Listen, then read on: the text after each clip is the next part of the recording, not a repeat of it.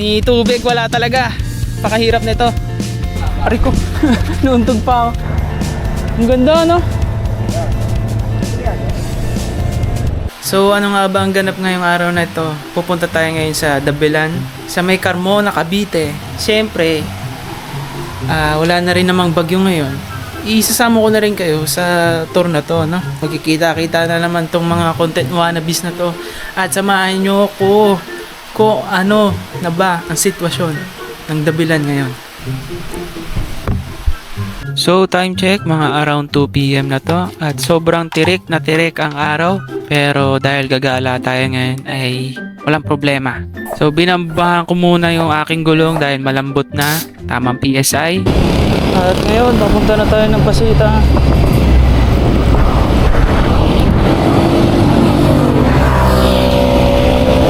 At punta muna natin si Clyde. At ngayon ko lang din nilabas itong bike kong pula. Dahil ayaw kong madumihan. So ganun ko siya inaalagaan.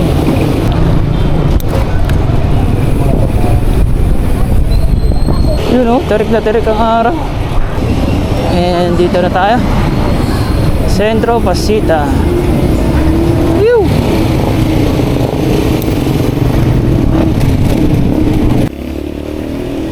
At ayan na nga po mga kaibigan, kasama ko na po ang aking tropa na si Clyde.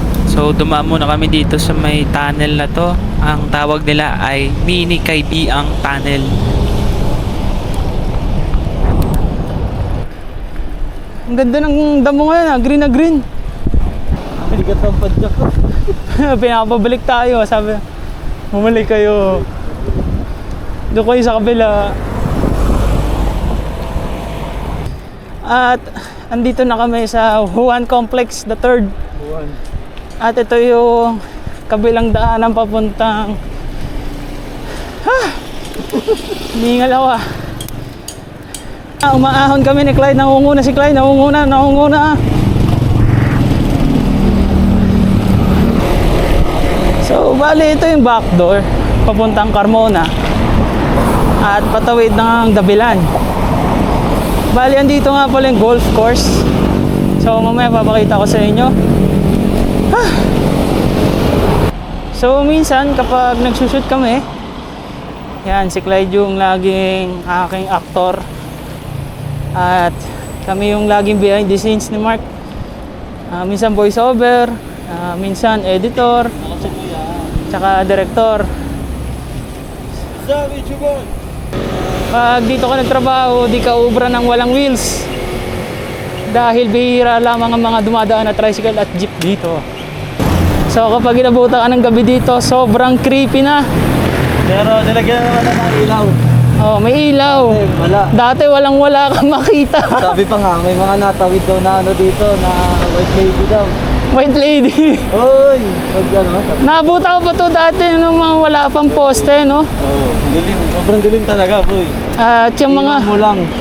At yung mga hams na yan talagang bubulagaan na lang sa'yo. Oo, pag wala kang ilaw. Pero Takot pa rin. napakagandang dumaan dito.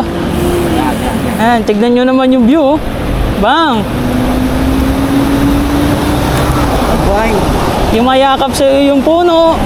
At medyo tuyo na yung aking kadena dahil sausaw baha na naman. Di pa rin nahupa ang baha sa amin.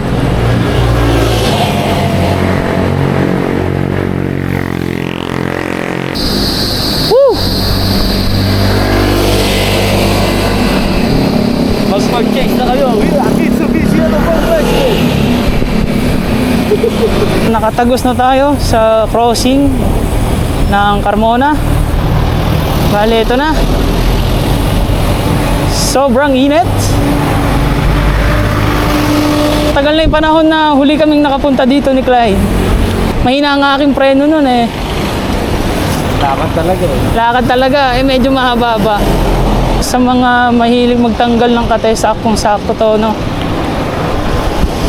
Dahil napakaganda ng tanawin dito, tsaka may tamang layo din. How could this be? Dati nung Naabutan ko po to ay dati itong mga bukirin, tsaka hindi pa sementado.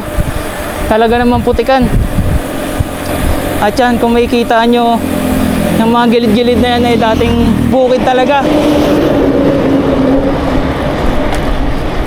At talagang dinidevelop ng LGU ng Carmona.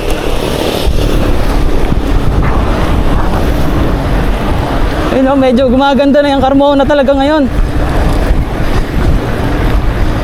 At ito, medyo ahon to eh. Teka, parang hindi medyo eh. Pero sa amin, binibasic lang namin, pinapatag namin to. O, yung isa, hingal na. Hinihingal na, pero pinipilit pa. Hinihingal na. O, bawas. Woo! Ito yung mga trip. Lalak ko lang yung aking suspension. Dahil matalbog. At malakas sa konsumo ng pagod, no? Woo!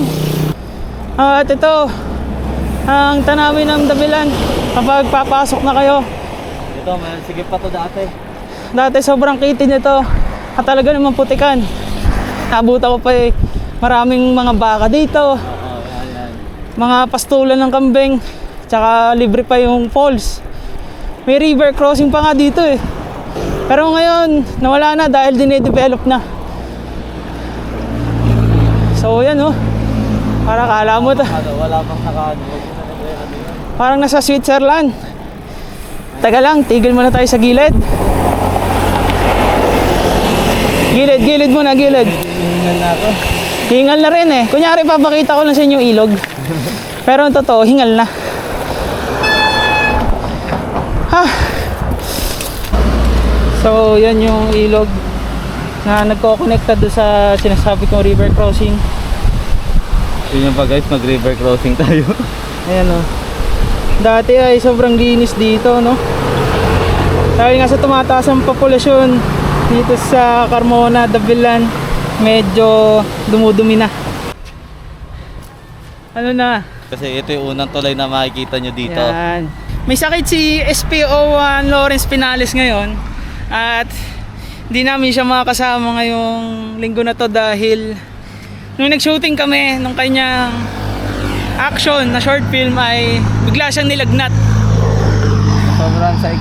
Sobrang sa excitement at talaga namang ayun. Yung sinasabi ko mga kaibigan na talaga namang panalo sa view. Yun oh. Oh, kitang kita nyo. So yung taas na yun ay may daanan papuntang Silang, no? At di muna namin nakakatin yan dahil mainit, tas aahon kami ng sobrang taas ng gradient. Eh di naman kami baliw. Kapag minsan na lang kayo napunta dito, talaga namang hindi nakakasawa. Pero kapag araw-araw kayong napunta, magsasawa rin kayo dito. At nga pala, may food park dito. At mamaya papakita ko rin sa inyo. So yun, gutom na daw itong isang production staff natin. Ba't di ka kumain? Walang ulam. Yun lang. Hindi hanap ka tayo ng kainan. So yun, maghanap kami ng kakainan dahil Halo-halo. gutom na eh. Ba't di ka kumain niya? Kaya pala lobat ka. Diet. Hindi diet yan. Lipas gutom. Unggoy. So dati nga pala yung food park ng Dabilan ay dito nakapwesto, no? Binalik na uli doon sa dati dahil okay na at naayos na. Ganda ng panahon dahil darating na naman ng panibagong bagyo na 17. At talaga na lang susulitin na namin to. Nakulan, nabagat na lang. Ayan. Actually pa rin. Di pa naababa sa amin yung baha eh. May paparating na naman pong bagyo. Yun oh. Pwede kayo mag-racing dito para sama-sama na kayo hulihin ng LGU. Ito naman. Racing kayo dito tapos hulihin kayo. Pero biro, maganda talaga dito. At dinadayo na siya ng malalayong lugar, no? Nakikita nyo ba ito guys? Yun o, bang! Parang gumanda ngayon, no? After nung bagyo. Ayun, no? Bam! Nakikita nyo ba yan? Napakaganda talaga ng south. So yun, tatagos tayo dito. At andito yung mga hilera ng food park. Pero sa oras na to ay hindi pa kompleto dahil sobrang taas pa ng araw. At dahil Monday nga wala pang masyadong tao. Saka, Clyde. Oh, tanghalian mo, mangga. Hindi pa open yung ibang stalls. At walang food park na tinatawag. Park lang. Park lang. Ayun, napakaganda po talaga dito. At kailangan namin makahanap ng tubig dahil medyo nauubusan na kami ng gas. Dito sa kabila. Babanggahan, maano tayo dyan. At sarado pa, no? Wala pa. Ewan ko lang kung sarado din sila ng Monday. Dahil Monday nga wala masyadong tao at lahat may pasok. So sabi ko, walk tour vlog ko to pero hindi hindi kaya. Mainit. So tingin-tingin lang kami ng mga tindahan na pwedeng mag-offer ng makakain. Nga pala dati dito may river crossing, no? Pero ngayon nabili na yung property, hindi na pwede. So ang init at wala masyadong tindahan. Hanap muna kami ni Clyde. So Mark, sorry. Sabi ko, mauna ka na So hanap muna kami ng mga kainan dito dahil sarado pa yung mga stalls. Ni tubig wala talaga. Pakahirap nito. Yun, no? Tirik na tirik ang araw. Makikita nyo. At anong oras na ba? 3 na ata. Di kami makapag-shooting ng 256. 256 pa lang. At di kami makapag-shooting ng ganitong kataas ang araw dahil napakahirap mag-shooting. At ito nga pala yung aking sinasabi sa inyo guys dahil ito yung bukid na kala mo ay nasa ibang probinsya ka. Oo. Dahil sobrang open field dito at dito nga pala namin balak i-shooting yung short film na gusto namin ni SPO1 Lawrence. Wala may sakit si SPO1. So tamang content muna tayo dito around Dabilan, no? Ayan, medyo lumago na yung mga damo-damo dito. Dati kalbo to talaga. So saktong-sakto to kapag nag-shooting na kami ng action movie.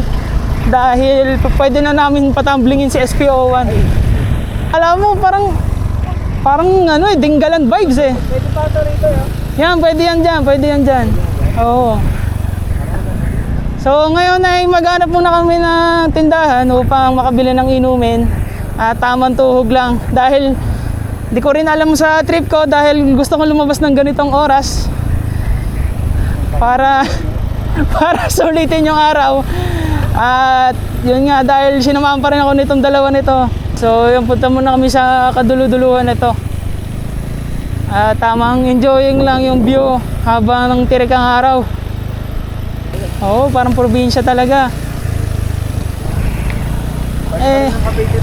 Oo, kinagaan ko lang talaga yung labas ngayon dahil ayaw ko maabutan ng traffic. Magra-rush hour na naman yung mga estudyante at mga pauwi ng trabaho. So para masolo tong lugar na to ay talaga namang umalis na ako ng maaga at chinat tong dalawang to. Ayun, at may tindahan dun. Yo. Ari ko. Nauntog pa ako. May tinapay po kayo? Ano lang? Gusto ka na lang, gusto mo? Biskuit po. Magkano po kantanay? 30 paluto. Yun, hindi pa ako. Sige po, isa po. Tsaka ano po, yung pita na lang po. Sabay na lang po sa luto. Mamaya po. Kalamansi flavor sa akin, Nay. Sige po. At ngayon ay nagpapaluto kami ngayon ng pancit canton dahil tong isa ay hindi pa kumakain. So dahil nainggit na rin ako ay nagpaluto na rin ako kay nanay. Gutom ka rin yan. Ulgoy ka. So dala-dala ko yung aking tripod. Siyempre kompleto Ricardo's tayo. Magdilimat.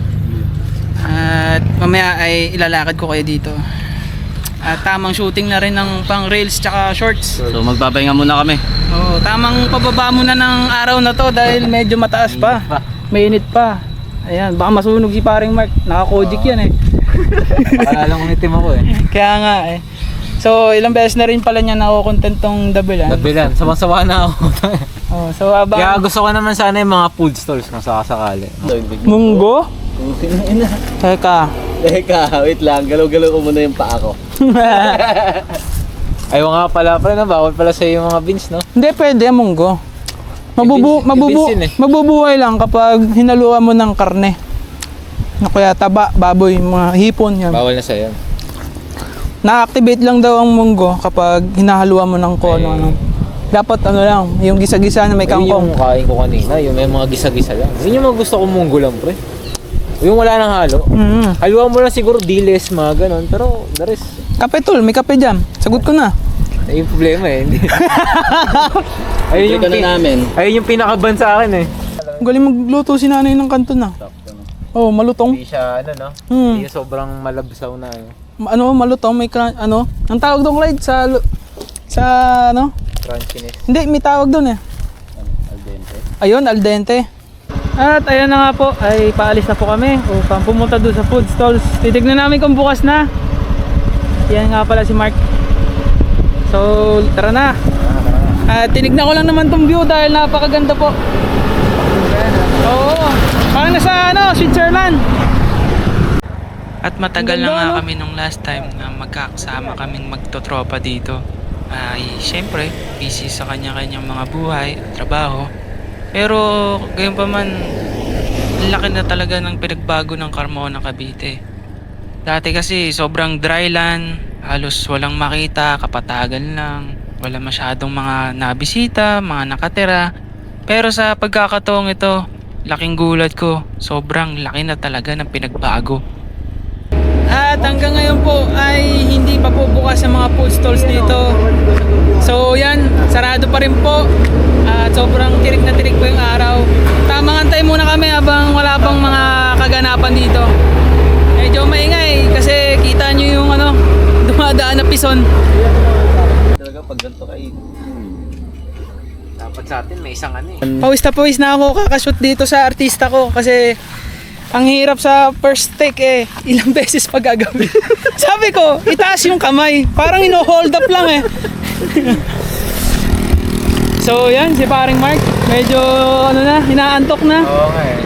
Wala pa kasing tulog, kaka-edit eh. Ayun, nag-edit pa. Nag-edit, di ba sabi ko sa kanina nag-edit ako? Oo, so Itchy boy. hanggang dito na lang ang aking video at tatapusin ko na. At it's a wrap na dahil natapos ko na at aking mga kagustuhan na tiradang video. At i-edit ko na to agad pagka-uwi. Agad-agad na. So, yun, hanggang dito na lang po at salamat. Peace out. Si Yan, parang lasing naman to lagi. What's up yan, Venture? Naalala mo yung outro niya sa isang video. Oo, parang ano eh. Diba parang?